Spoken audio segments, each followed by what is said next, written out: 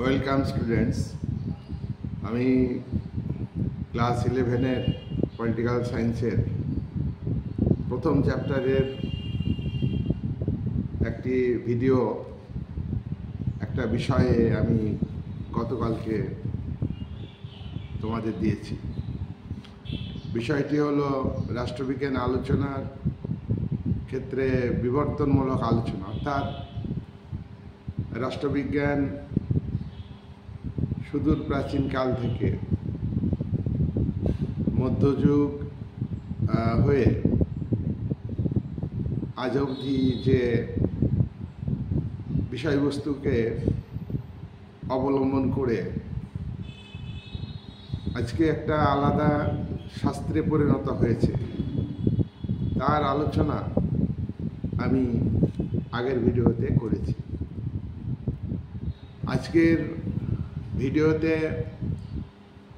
Political science as a subject, এই যে বিষয়টি যে আলোচনা আমি করেছি আগের ভিডিওতে, সেই আলোচনাকে আরও কন্টিনিউ করতে হবে। সেই আলোচনার পরেও আরও কিছু আমাদের আলোচনা করা দরকার, সেটাই আজকে আলোচনা করছি। এই আলোচনার প্রথমেই উল্লেখ করতে হবে রাষ্ট্রবিজ্ঞান আলোচনার ক্ষেত্রে আধুনিক যে বক্তব্য, আধুনিক আলোচনা, সেটাকে তুলে ধরছি। রাষ্ট্রবিজ্ঞান আলোচনার ক্ষেত্রে উদারনীতিবাদী তত্ত্ব আমরা উল্লেখ করেছি। উদারনীতিবাদী তাত্ত্বিক উদারনীতিবাদের জনক লকের কথা আলোচনা করেছি। আমরা আলোচনা করেছি রুশোর কথা, বোদিন, বেন্থাম, জন স্টুয়ার্ট মিল, এদের বক্তব্য তুলে ধরেছি। কিন্তু উদারনীতিবাদী তত্ত্বের তিনটি স্তর আছে। আলোচনার ক্ষেত্রে আমাদের সুবিধার্থে আমরা সাবেকি উদারনীতিবাদ, আধুনিক উদারনীতিবাদ এবং নয়া উদারনীতিবাদ, এই তিনটি ভাগে ভাগ করব। সাবেকি উদারনীতিবাদ 1930-এর দশকের আগে পর্যন্ত গৃহীত ছিল। সাবেকি উদারনীতিবাদ অনুযায়ী রাষ্ট্রবিজ্ঞান আলোচনাতে পুলিশি রাষ্ট্রের ধারণা তুলে ধরা হয়েছে। পুলিশি রাষ্ট্র হলো, রাষ্ট্রের কাজ হলো আইন শৃঙ্খলা রক্ষা করা, শান্তি শৃঙ্খলা বজায় রাখা, এইটাই ছিল রাষ্ট্রের কাজ। কিন্তু 1929 সালে বিশ্বে, মার্কিন যুক্তরাষ্ট্রে তথা বিশ্বে অর্থনৈতিক মন্দার বছর দেখা দেয়। পুঁজিবাদ চরম সংকটে পড়ে। তাই পুঁজিবাদী অর্থনীতিবিদ, পুঁজিবাদী অর্থনীতির সমর্থক কেনস মিক্সড ইকোনমির কথা বলেন, জনকল্যাণকর রাষ্ট্রের কথা বলেন। এই জনকল্যাণকর রাষ্ট্র হলো, রাষ্ট্রের কাজ হলো জনগণের কল্যাণ সাধন করা। সাবেকি উদারনীতিবাদ অনুযায়ী রাষ্ট্রের কাজ ছিল কি? রাষ্ট্রের মধ্যে আইন শৃঙ্খলা রক্ষা করা, শান্তি শৃঙ্খলা বজায় রাখা, এই ছিল রাষ্ট্রের কাজ। আধুনিক উদারনীতিবাদ অনুযায়ী জনকল্যাণকর রাষ্ট্র শুধু আইন শৃঙ্খলা বজায় রাখবে না, শুধু শান্তি শৃঙ্খলা বজায় রাখবে না, এগুলির পাশাপাশি রাষ্ট্রের কাজ হবে জনগণের কল্যাণ সাধন করা। এখানে মিক্সড ইকোনমিকে গ্রহণ করা হয়েছে। উৎপাদন ব্যক্তিগত মালিকানায় চলছে, তার পাশাপাশি সরকারি মালিকানায় উৎপাদন করতে হবে এবং ব্যক্তি ও সরকার এই যৌথ মালিকানায় উৎপাদন হবে। তিনটি মালিকানায় উৎপাদন হবে, একে বলা হয় মিক্সড ইকোনমি বা মিশ্র অর্থনীতি। এই ধারণার সঙ্গে জনকল্যাণকর রাষ্ট্রের ধারণা ঘনিষ্ঠভাবে যুক্ত। তারপর 1960-এর দশকে জনকল্যাণকর রাষ্ট্র সংকটে পড়ে। ব্যক্তিগত উদ্যোগে লাভ হয়, কিন্তু সরকারি উদ্যোগে লোকসান হয়, যার ফলে অর্থনৈতিক সংকট দেখা দেয়। মার্কিন যুক্তরাষ্ট্রে আভ্যন্তরীণ আন্দোলন গড়ে ওঠে। ভিয়েতনামের উপর নগ্ন আক্রমণের ফলে মার্কিন জনমত মার্কিন সরকারের বিরুদ্ধে চলে গেলে মার্কিন যুক্তরাষ্ট্র বিভিন্ন কারণে, এটাও একটা কারণ, জনকল্যাণকর রাষ্ট্রের ধারণাকে ত্যাগ করতে বাধ্য হয়। তাই উদারনীতিবাদে, আধুনিক উদারনীতিবাদের জায়গায় আমরা দেখতে পাই নয়া উদারনীতিবাদ। নয়া উদারনীতিবাদ রাষ্ট্রবিজ্ঞান আলোচনাতে গুরুত্ব পায়। নয়া উদারনীতিবাদ কি, এ বিষয়ে বিভিন্ন তাত্ত্বিক বক্তব্য রেখেছেন। নয়া উদারনীতিবাদ অনুযায়ী যে রাজনীতির চর্চা, রাজনীতির প্রকৃতি, এটা পরিবর্তিত হয়। আমরা একথা জানি, রাজনীতির চর্চা, রাজনীতির পরিধি সবসময়ই পরিবর্তনশীল। নয়া উদারনীতিবাদে সমাজের উপর ভিত্তি করে রাজনীতি গড়ে ওঠে। রাষ্ট্রবিজ্ঞানের বিষয়গুলি সবসময় সীমিত থাকে না, সবসময় পরিবর্তন হয়ে থাকে। রাজনীতির চর্চাকে সামাজিক প্রেক্ষাপটে করতে হবে। তাই আমরা দেখব নয়া উদারনীতিবাদী মার্কিন চিন্তাবিদ, মার্কিন নয়া উদারনীতিবাদী জন রলস, তিনি তার বিখ্যাত গ্রন্থে 1971 সালে তিনি একটা গ্রন্থ লিখেছেন। এই গ্রন্থ হলো a theory of justice. A theory of justice অর্থাৎ ন্যায়তত্ত্ব। এই ন্যায়তত্ত্ব গ্রন্থে তিনি বলেছেন যে রাষ্ট্রের কাজকে সীমিত করতে হবে। জনকল্যাণকর রাষ্ট্রের কার্যাবলী অনেক বেশি, কাজের পরিধি, কাজের সংখ্যা অনেক বেশি, সেটা রাষ্ট্র সবটা করতে সক্ষম হচ্ছে না, তাই রাষ্ট্রের কাজ কমাতে হবে। তাই নয়া উদারনীতিবাদী দৃষ্টিভঙ্গি থেকে রাজনীতিকে জন রলস ব্যাখ্যা করেছেন। নয়া উদারনীতিবাদী তত্ত্বকে, নয়া উদারনীতিবাদকে আরও সমৃদ্ধ করেছেন মার্কিন চিন্তাবিদ, মার্কিন নয়া উদারনীতিবাদী নোজিক। 1974 সালে তিনি একটি বই লিখেছেন। সেই বইটি হলো কি, অ্যানার্কি স্টেট অ্যান্ড ইউটোপিয়া।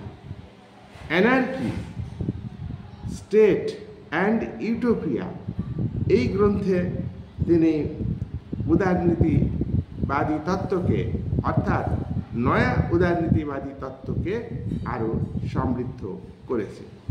নয়া উদারনীতিবাদী তত্ত্বের মূল কথা হচ্ছে রাষ্ট্রের কাজকে, রাষ্ট্রের কাজের পরিধিকে সীমিত করা দরকার, সীমিত করতে হবে। রাষ্ট্রের কাজ হবে ব্যক্তির স্বাধীনতা রক্ষা করা, ব্যক্তির স্বাধীনতা রক্ষা করা, ব্যক্তির নিরাপত্তা রক্ষা করা, দেশের সার্বভৌমত্বকে রক্ষা করা আর ন্যায় বিচার প্রতিষ্ঠিত করা। দেশের প্রতিরক্ষাকে জোরদার করতে হবে, বিদেশি আক্রমণ থেকে দেশকে রক্ষা করতে হবে, রাষ্ট্রের মধ্যে জাস্টিস প্রতিষ্ঠিত করতে হবে, আর ব্যক্তির স্বাধীনতাকে, ব্যক্তির নিরাপত্তাকে সুনিশ্চিত করতে হবে। এই হবে রাষ্ট্রের কাজ। রাষ্ট্র জনকল্যাণকর রাষ্ট্রের মতো সীমাবদ্ধ রাষ্ট্র কখনই বাড়তি কাজ, ওয়েলফেয়ার অর্থাৎ ব্যক্তি মানুষের, রাষ্ট্রের অন্তর্ভুক্ত নাগরিকদের কোনো পরিষেবামূলক কাজ করবে না। নয়া উদারনীতিবাদীরা আরও বলেছেন যে ব্যক্তির অর্থনৈতিক কাজে রাষ্ট্র হস্তক্ষেপ করবে না। ব্যক্তির অর্থনৈতিক কাজ অলঙ্ঘনীয়, তার কাজকে রাষ্ট্র বাধা দিবে না। রাষ্ট্র ব্যক্তির যে ভোগের অধিকার, পণ্য দ্রব্য ভোগের অধিকার, দ্রব্য উৎপাদনের অধিকার রাষ্ট্র কেড়ে নিতে পারবে না। রাষ্ট্র কোনো মতেই ব্যক্তির উৎপাদনের উপর, ব্যক্তির স্বাধীনতার উপর, ব্যক্তির বিভিন্ন ধরনের স্বাধীনতা, বাক স্বাধীনতা, চলাফেরা করার স্বাধীনতা, স্বাধীনভাবে পেশা গ্রহণ করার অধিকার, স্বাধীনভাবে বেশি পরিমাণ উৎপাদন করার অধিকার, কোনোটার ক্ষেত্রেই রাষ্ট্র নিয়ন্ত্রণ আরোপ করতে পারবে না, রাষ্ট্র হস্তক্ষেপ করতে পারবে না। আর কি করবে রাষ্ট্র? রাষ্ট্র নয়া অর্থনীতি চালু করবে। রাষ্ট্র নয়া অর্থনীতিটা কি? নয়া অর্থনীতি হচ্ছে মুক্ত বাজার অর্থনীতি। মুক্ত বাজার অর্থনীতি, free market economy. Free market economy কি? ফ্রি মার্কেট ইকোনমি হলো ব্যক্তিগত উদ্যোগে যত পরিমাণ উৎপাদন হবে সেই উৎপাদিত পণ্য দেশের বাজারে এবং সারা পৃথিবীতে বিক্রয় করতে পারবে। এক্ষেত্রে রাষ্ট্র বাধা দেওয়া পরিবর্তে রাষ্ট্র সহযোগিতা করবে। ফ্রি মার্কেট ইকোনমিতে পৃথিবীর প্রত্যেক দেশের যারা সামর্থ্যের অধিকারী, কোম্পানি, কর্পোরেট, তারা উৎপাদনে বিনিয়োগ করবে। এই বিনিয়োগে কোনো বাধা থাকবে না। দেশি বিদেশি কোম্পানি, ব্যক্তি উদ্যোগে উৎপাদন বৃদ্ধি করতে হবে। এক্ষেত্রে রাষ্ট্র সহযোগিতা করবে, অবাধে উৎপাদন করবে, অবাধে দ্রব্য বাজারে সাপ্লাই করবে, অবাধে ব্যক্তি বা ভোক্তা, ক্রেতা তারা পছন্দ মতো দ্রব্য ক্রয় করবে। এক্ষেত্রে রাষ্ট্র কোনো রকমের হস্তক্ষেপ করবে না। রাষ্ট্রের কাজ যাতে ফ্রি মার্কেট ইকোনমিটা সুস্থভাবে, সুন্দরভাবে গড়ে ওঠে এবং পরিচালিত হয় তার ব্যবস্থা গ্রহণ করবে। সরকারি উদ্যোগে নয়, মিক্সড ইকোনমিতে সরকারি উদ্যোগকে গুরুত্ব দেওয়া হয়। সমাজতান্ত্রিক ব্যবস্থাতে সরকারি উদ্যোগকে গুরুত্ব দেওয়া হয়, পাবলিক সেক্টরকে উৎপাদনে গুরুত্ব দেওয়া হয়। এক্ষেত্রে নয়া উদারনীতিবাদ অনুযায়ী বেসরকারি উদ্যোগকে, প্রাইভেট ওনারশিপকে বিশেষভাবে গুরুত্ব দেওয়া হয়। আর প্রাইভেট ওনারশিপের অনুকূল পরিবেশ প্রত্যেকটা স্টেট তার দেশের অন্তর্ভুক্ত পরিবেশ তৈরি করবে, পরিবহন ব্যবস্থা উন্নত করে দেবে, যোগাযোগ ব্যবস্থাকে উন্নত করে দেবে। তাহলে বেসরকারি উদ্যোগে উৎপাদন অনেক বাড়বে, অর্থনীতি আরও উন্নত হবে, বাজার অর্থনীতি, প্রাচুর্য, দক্ষতা, শ্রমিকের দক্ষতা, এই সমস্ত ক্ষেত্রে ব্যাপক পরিবর্তন আসবে। এটাই হচ্ছে রাষ্ট্রবিজ্ঞান আলোচনার আধুনিক দৃষ্টিভঙ্গি। আমরা লক্ষ্য করেছি 1970 দশক থেকে নয়া উদারনীতিবাদী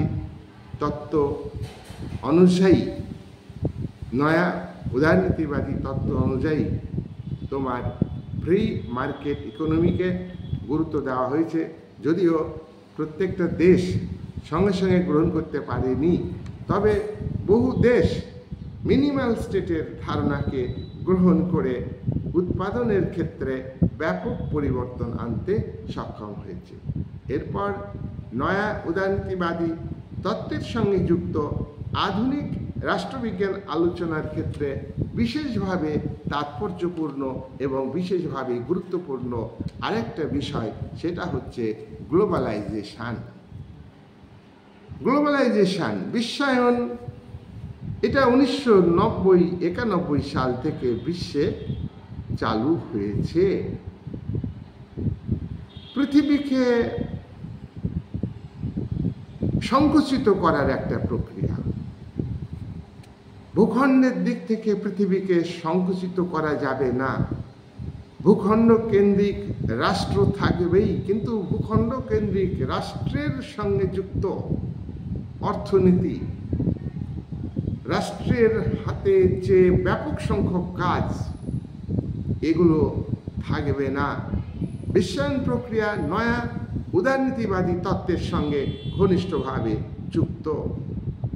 সাবেকি যে জাতিরাষ্ট্রের যে পাওয়ার, সেটা অনেকটা সীমাবদ্ধ হবে।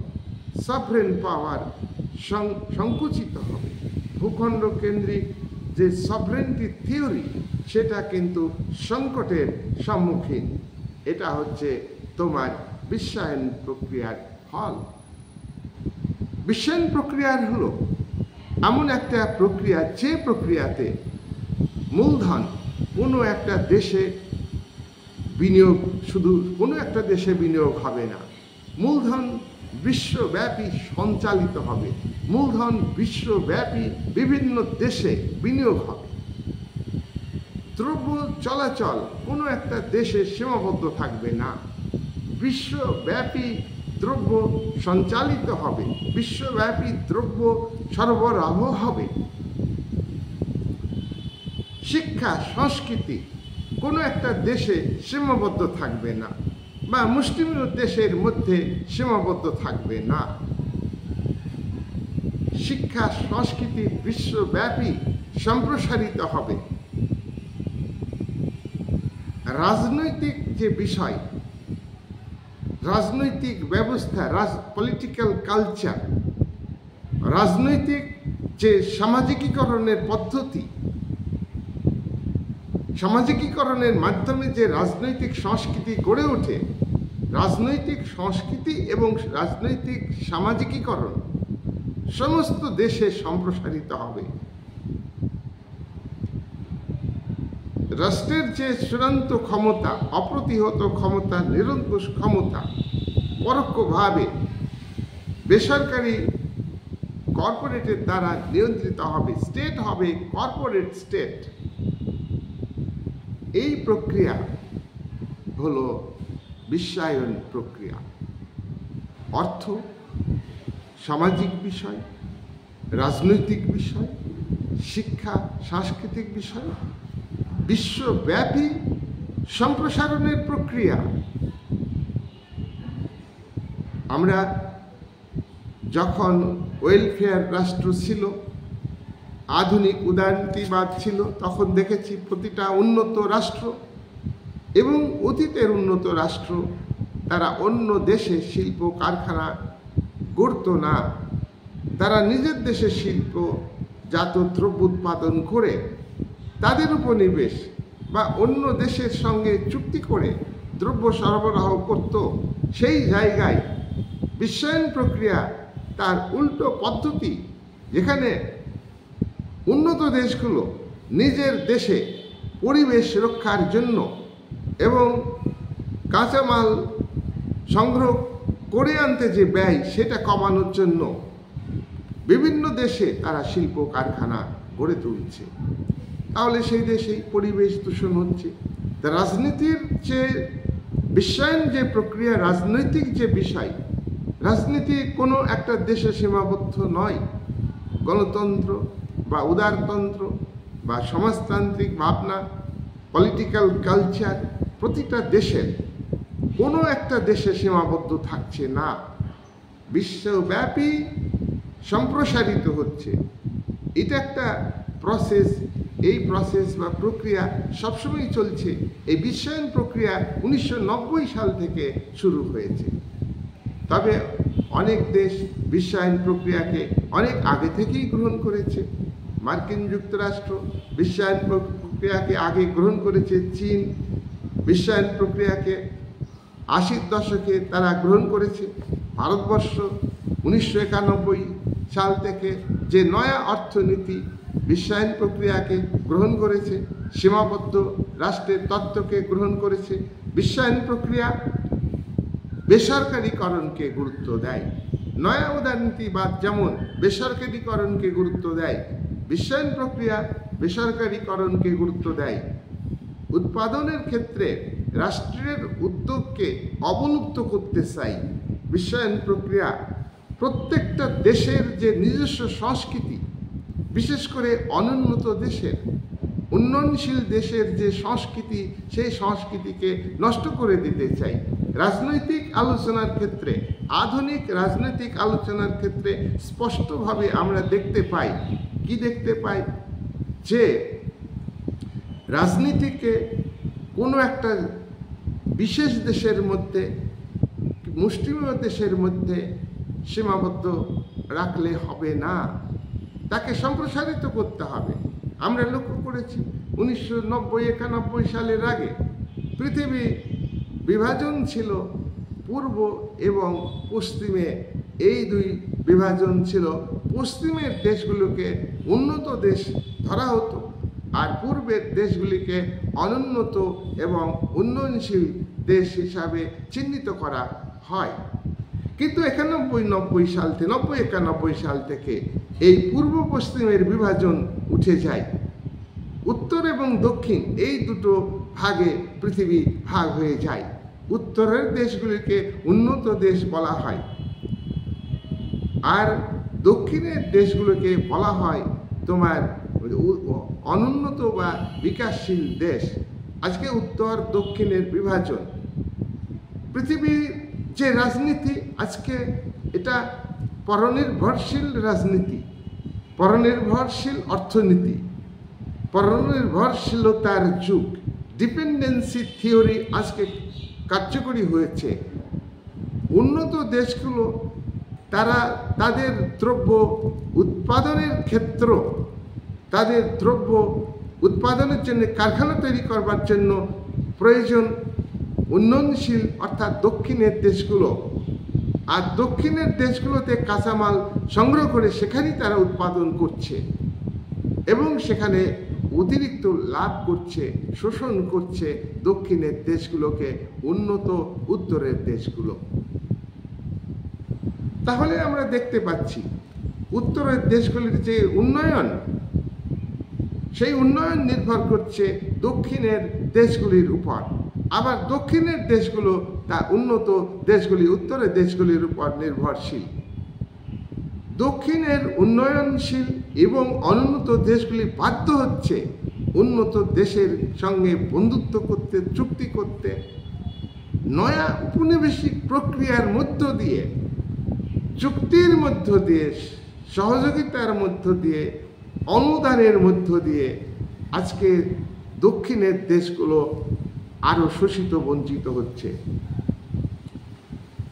উন্নত দেশগুলো কিন্তু চায় না আন্তরিকভাবে যে অনুন্নত দেশগুলি, উন্নয়নশীল দেশগুলো আত্মনির্ভরশীল হোক, এটা কখনোই চায় না। সুতরাং এই বিশ্বায়ন প্রক্রিয়ার মধ্য দিয়ে এইভাবে বিভাজন হয়েছে উত্তর দক্ষিণে। পৃথিবীর উত্তরের দেশগুলিকে উন্নত দেশ ধরা হয়, দক্ষিণের দেশগুলিকে অনুন্নত বা অনুন্নত দেশ ধরা হয়। আমরা রাষ্ট্রবিজ্ঞান আলোচনার ক্ষেত্রে আরও আমরা একটা গুরুত্বপূর্ণ বিষয় তুলে ধরব। সেটা কি? সেটা হলো যে পৃথিবীর দেশগুলোকে আবার তিনটি ভাগে ভাগ করা যায়। উন্নত দেশ, অর্থাৎ উন্নত দেশগুলিকে ইংরেজিতে বলা হয় কোর স্টেটস। কোর স্টেট, একাধিক স্টেট, কোর স্টেট, CORE। তারপরে কি? সেমি পেরিফেরি দেশ, অর্ধ উন্নত বা উন্নয়নশীল দেশ, সেমি পেরিফেরি স্টেট। কোর স্টেটগুলো, উন্নত দেশগুলো সেমি পেরিফেরি স্টেটগুলিকে শোষণ করছে, সহযোগিতার নামে শোষণ করছে, অনুদানের মাধ্যমে শোষণ করছে, দ্রব্য বিক্রয়ের মাধ্যমে শোষণ করছে, শিল্প কারখানা তৈরি করার জন্য বিনিয়োগ করছে, তার মধ্য দিয়ে শোষণ করছে, পরিষেবামূলক কাজ করে দিয়ে কোর স্টেটগুলো সেমি পেরিফেরি স্টেটগুলোকে শোষণ করছে। আর পেরিফেরি স্টেট, প্রান্তিক দেশ, দরিদ্র দেশ, তাদের অবস্থা আরও খারাপ।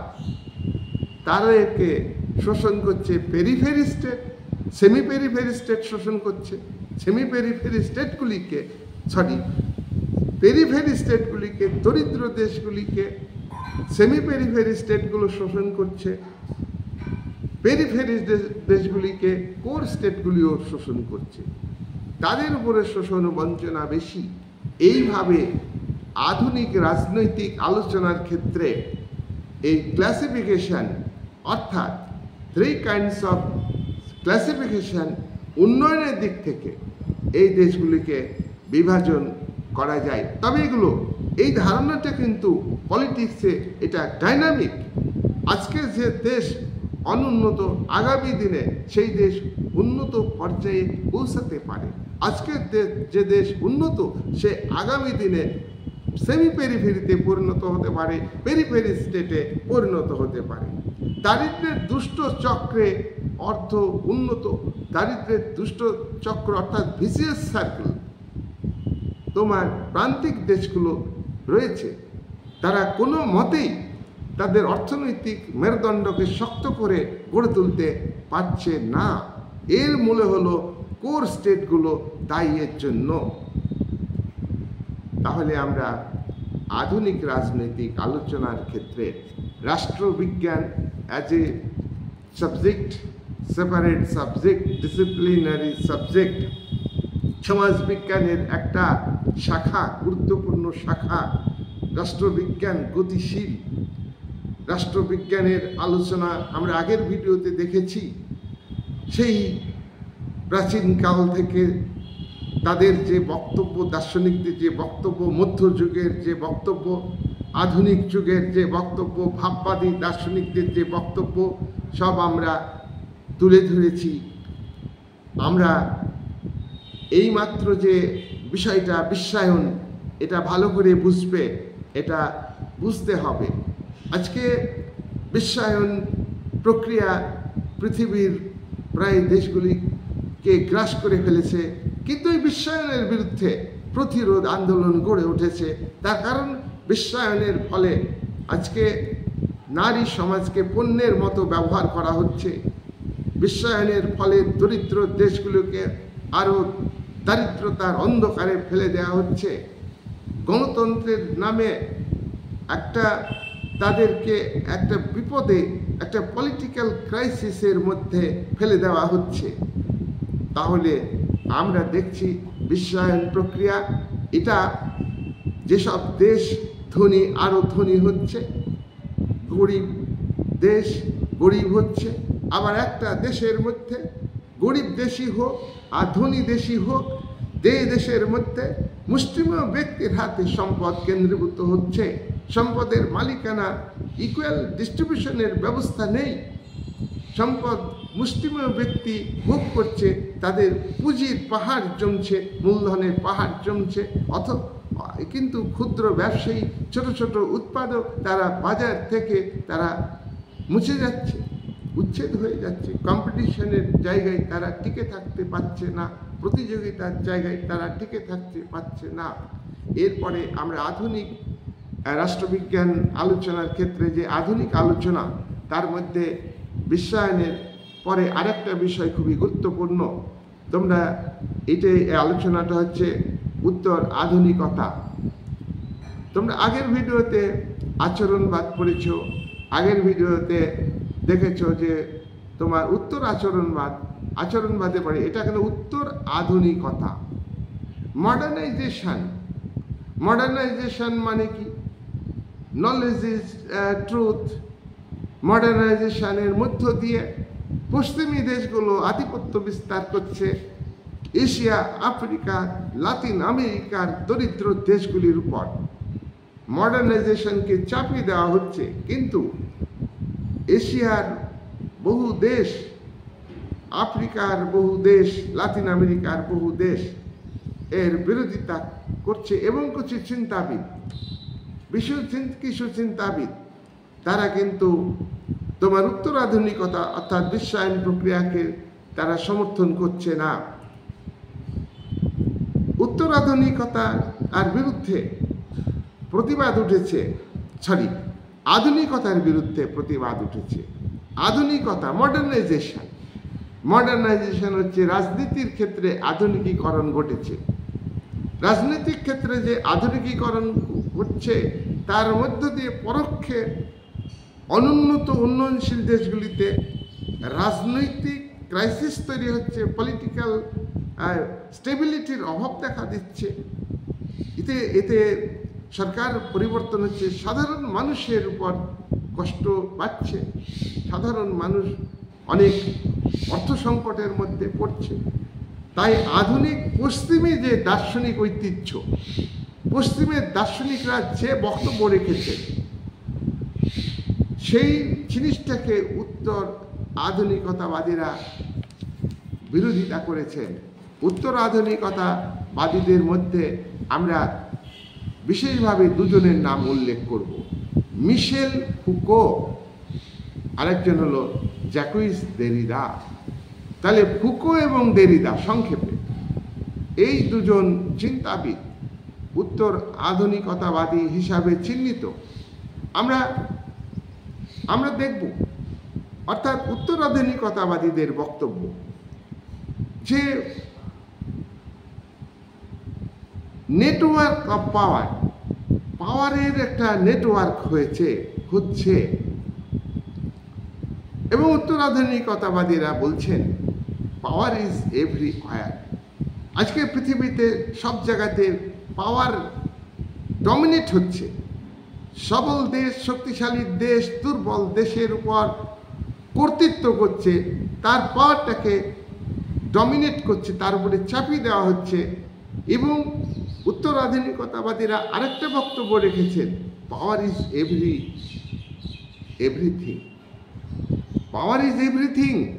পাওয়ারই সব, পাওয়ার সব জায়গায়, পাওয়ার ইজ এভরিওয়্যার। আজকে উন্নত দেশ প্রাকৃতিক দুর্যোগের সময় অনুন্নত দেশকে সাহায্য করে, বিপদের সময়, মহামারীর সময় সাহায্য করে। সেই সাহায্যের মধ্য দিয়ে অর্থনৈতিক দিক থেকে সাহায্যকারী দেশ তোমার শোষণ কায়েম করে, পরোক্ষভাবে তার পাওয়ারের জাল বিস্তার করে। কোনো মতে সেই বিপদের সময় যে সহযোগিতা, বিপদের সময় যে অনুদান দিয়েছে, সেটাকে মনে রাখে এবং তার মধ্য দিয়ে দীর্ঘদিন ধরে ধারাবাহিকভাবে দুর্বল দেশকে শোষণ করছে। তাই power is everywhere, power is everything. উত্তর আধুনিকতাবাদী তারা প্রচলিত যে বিশ্বাস, পশ্চিমের যে আইডিওলজি, পশ্চিমের যে ইডিওলজি, পাশ্চাত্য দর্শন, পাশ্চাত্যের পলিটিক্যাল কালচার, এই সমস্তগুলোকে তারা প্রত্যাখ্যান করতে চাইছে। উত্তর আধুনিকতাবাদীদের বক্তব্য যে পশ্চিমী আধুনিকতাবাদী দার্শনিকরা এটা বলেছেন যে গাছের পাতা সবুজ, গাছের পাতা সবুজ, কিন্তু উত্তর আধুনিকতাবাদী দেরিদা, উত্তর আধুনিকতাবাদী ফুকো বলেছেন গাছের পাতাকে যদি আমরা নিখুঁতভাবে দেখি তাহলে গাছের পাতাগুলির মধ্যে সবুজ আছে, অধিকাংশ সবুজ আছে, কিন্তু তার মধ্যেও অন্য কালার আছে। স্পেসিফিকভাবে সেই কালারগুলোকে চিহ্নিত করতে হবে। তাই আজকে পশ্চিমী দেশগুলো যে তাদের যে ইডিওলজি, তাদের যে পলিটিক্যাল থট, ইউরোপিয়ান কান্ট্রিগুলোর যে পলিটিক্যাল থট, সেই পলিটিক্যাল থটকে এশিয়ার বিভিন্ন দেশে চাপিয়ে দেওয়া, এগুলোকে ত্যাগ করতে হবে। পশ্চিমী দেশের যে পাবলিক অ্যাডমিনিস্ট্রেশন, সেটাই যে ভালো, সেটাই যে শ্রেষ্ঠ। পশ্চিমী দেশগুলোর যে পলিটিক্যাল সিস্টেম, সেটাই যে শ্রেষ্ঠ, এ কথা ঠিক নয়। আজকে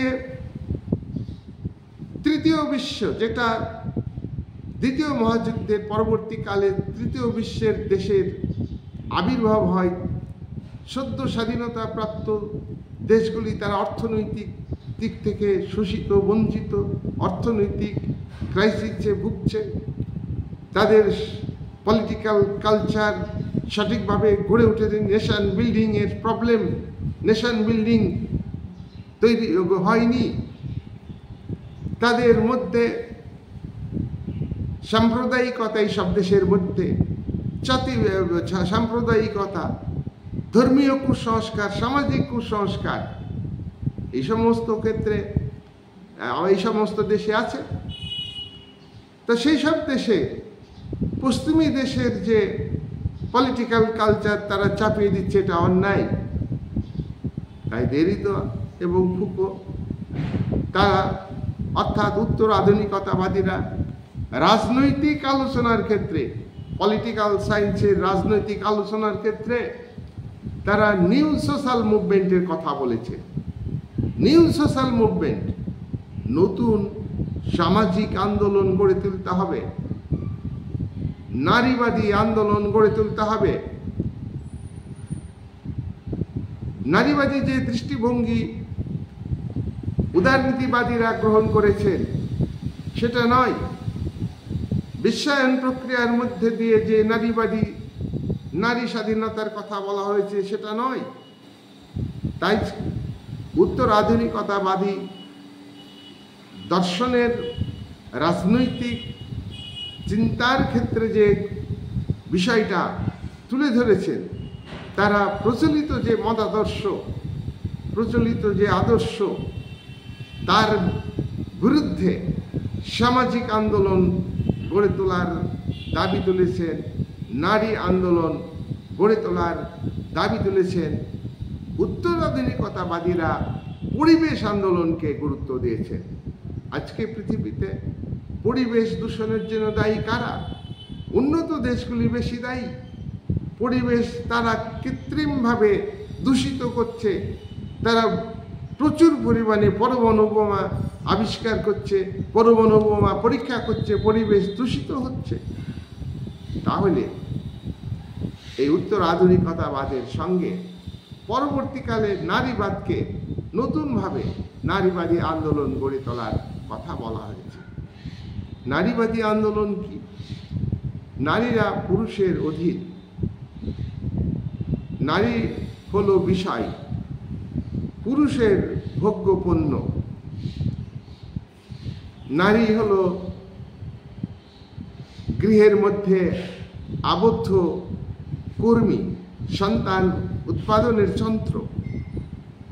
এই সমস্ত যে ভাবনা পুরুষতান্ত্রিক সমাজে নারীদের পরাধীন করে রেখেছে, তার বিরুদ্ধে যে আন্দোলন, নারীদের সমাজের প্রত্যেকটা ক্ষেত্রে, রাজনৈতিক ক্ষেত্রে, অর্থনৈতিক ক্ষেত্রে, সামাজিক ক্ষেত্রে, শিক্ষার ক্ষেত্রে, সাংস্কৃতিক ক্ষেত্রে যথাযথ মর্যাদা দিতে হবে।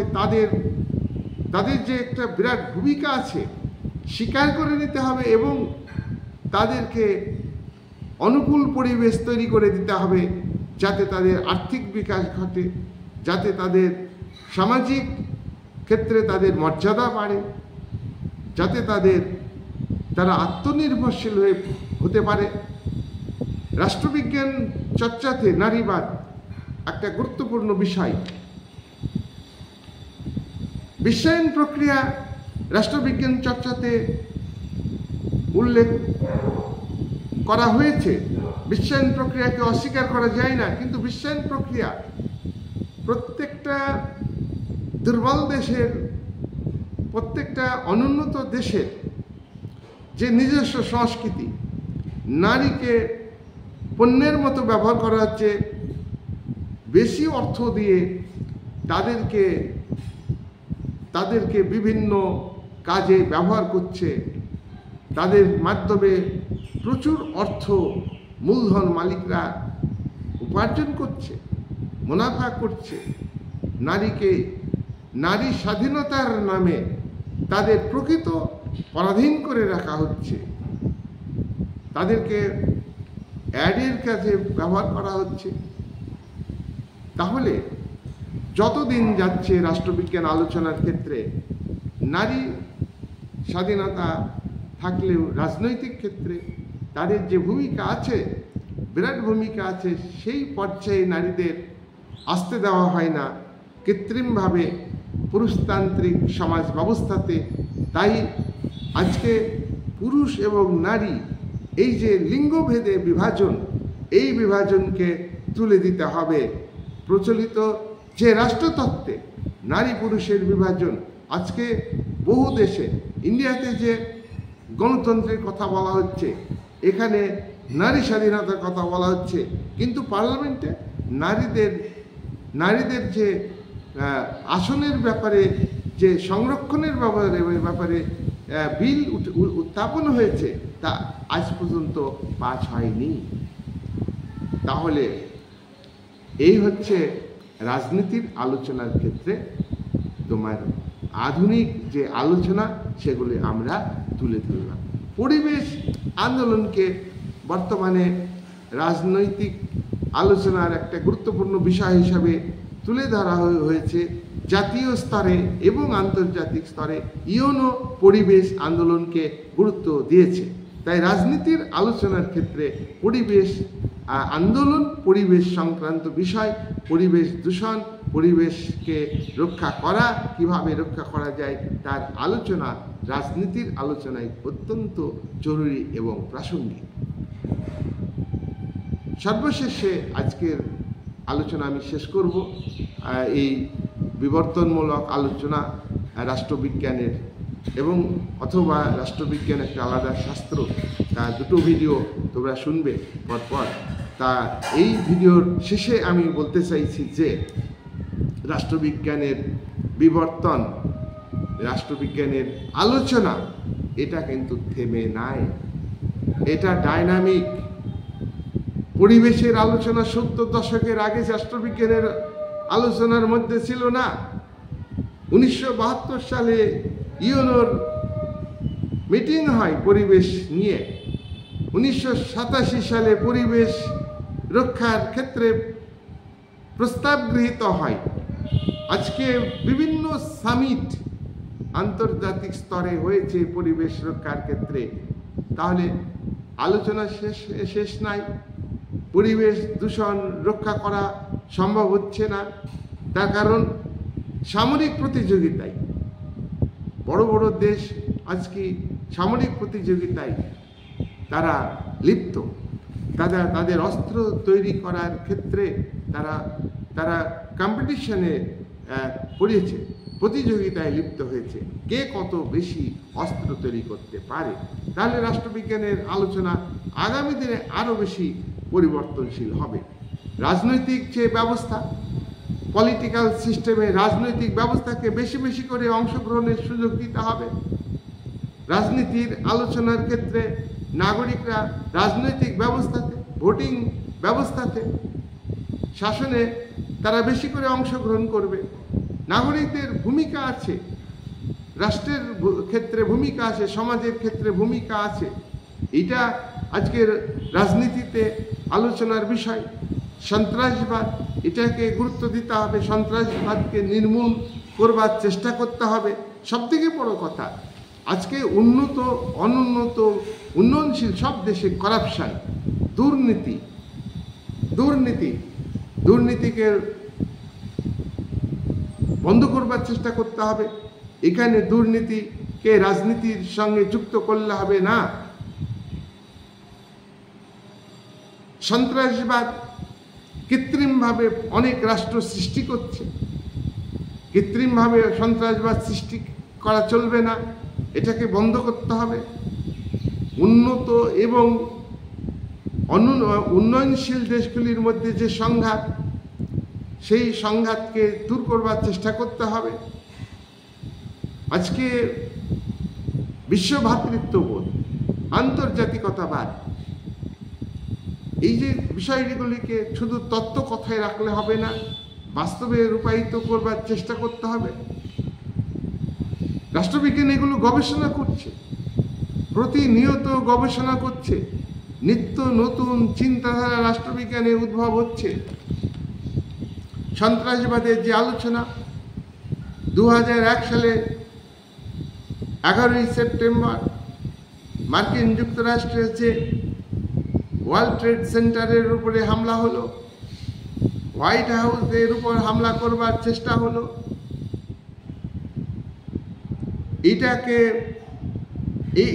এটা হওয়ার পরে আজকে সন্ত্রাসবাদ বিশ্ববাসীর কাছে সামনে এসেছে, রাজনীতির আঙিনায় জোরদার আলোচনার বিষয়ে পরিণত হয়েছে। কিন্তু এই সন্ত্রাসবাদকে, যে দেশের উপরে সন্ত্রাসবাদীর আক্রমণ করলো, লাদেনের গোষ্ঠী সেই দেশ কৃত্রিমভাবে এই সন্ত্রাসবাদীদের সৃষ্টি করেছে।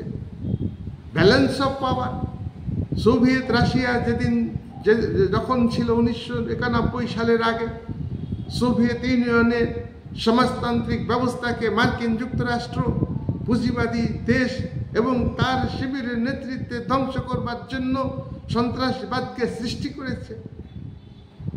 এবং মানবতাবাদের কথা বলে সন্ত্রাসবাদ সৃষ্টি করছে। আবার সন্ত্রাসবাদ দমনের নামে সেনা মোতায়েন করে সন্ত্রাসবাদকে দমানোর জন্য সেনা মোতায়েন করা হলো। পরবর্তীকালে দেখা যাচ্ছে যে সেই সামরিক সেনা, সেই সেনা আর তুলছে না এবং কর্তৃত্ব করছে সেই দেশের, সেই ভূখণ্ডের যে সার্বভৌম কর্তৃত্ব, সার্বভৌম ক্ষমতা দেশের, সেটা কিন্তু সীমিত হয়ে পড়ছে।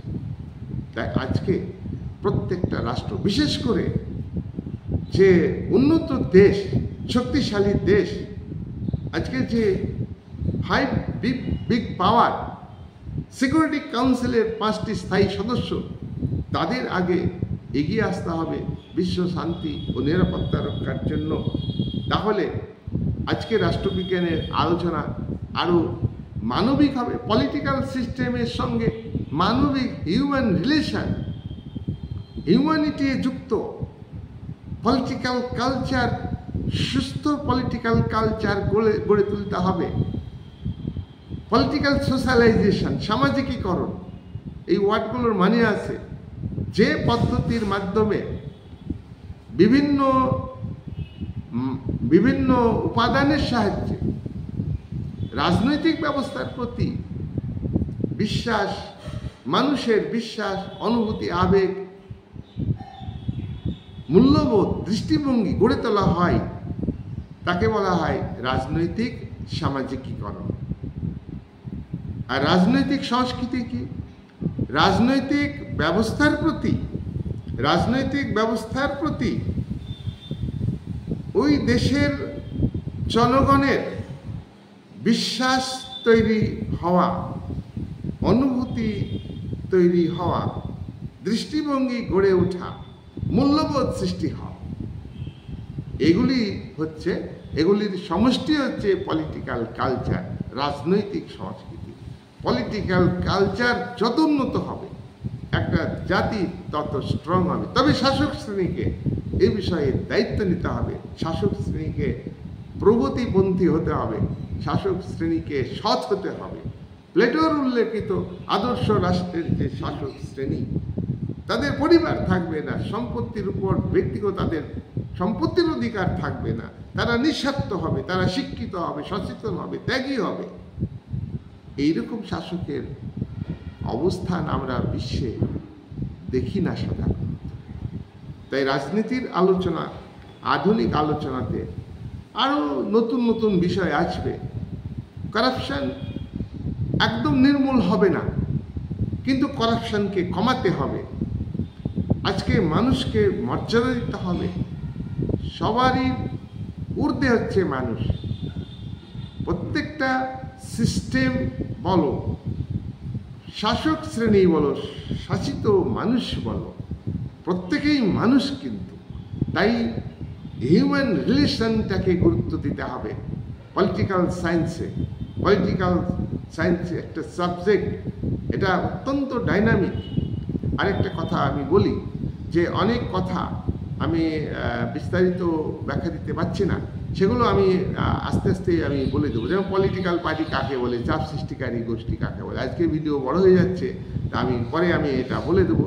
রাজনৈতিক রাষ্ট্রবিজ্ঞান আলোচনার যে বিষয়বস্তু ও পরিধি, এটা আমি আলোচনা করব। আর একটা হচ্ছে রাষ্ট্রবিজ্ঞান আলোচনার প্রকৃতি। তো প্রকৃতি রাষ্ট্রবিজ্ঞান বিজ্ঞান না রাষ্ট্রবিজ্ঞান বিজ্ঞান নয়, তা নিয়ে ডিবেট আছে, বিতর্ক আছে। সেই আলোচনাটা হলো রাষ্ট্রবিজ্ঞানের প্রকৃতি, রাষ্ট্রবিজ্ঞান আলোচনার প্রকৃতি আর রাষ্ট্রবিজ্ঞান আলোচনার বিষয়বস্তু। আমি এই দুটো ভিডিও বানাবো, তোমরা ভালো করে ভিডিও শুনবে। আর ভিডিও যারা শুনছো একটু সাবস্ক্রাইব করে দেবে। সাবস্ক্রাইব না করলে কেমন লাগে, এটা করবে আর কি, আমার একটা আবেদন আর কি।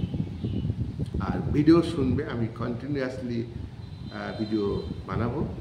আজকের এই আলোচনা তাত্ত্বিক আলোচনা, এটা very very interesting subject. Political science যারা নিয়েছো তারা ভাবছো যে পলিটিক্যাল সায়েন্স আর প্রচলিত বাজারে, অর্থাৎ রাস্তাঘাটে সব জায়গাতে, এমনকি পরিবারও বিভ্রান্ত হয়ে যাবে শুধু এর বিপরীতে হওয়ায়, অর্থাৎ রাষ্ট্রবিজ্ঞান এ পড়ে কী করবে। কিন্তু তোমাদের বলছি, WBCS পরীক্ষা বলো, পুলিশ ডিপার্টমেন্টের পরীক্ষা বলো, তোমার UPSC পরীক্ষা বলো, সমস্ত পরীক্ষাতে কিন্তু রাষ্ট্রবিজ্ঞানের বিষয় থাকেই। রাষ্ট্রবিজ্ঞান অত্যন্ত গুরুত্বপূর্ণ সাবজেক্ট। এটা 11তে শুরু হয় পড়ানো। এটা CBSE বোর্ডে একদম নিষ্ক্লাস থেকে পড়ানো হয়, ইকোনমিক্সও পড়ানো হয়। তো যাই হোক, আমি পলিটিক্যাল সায়েন্সের সঙ্গে যেসব ইকোনমিক্সের সাবজেক্ট আছে, বিষয় আছে, টার্মগুলো আছে, সেগুলো আমি তোমাদের ব্যাখ্যা দেবো, তাতে তোমরা অনেকটাই সমৃদ্ধ হবে। এই বলে আজকের আলোচনা আমি শেষ করব।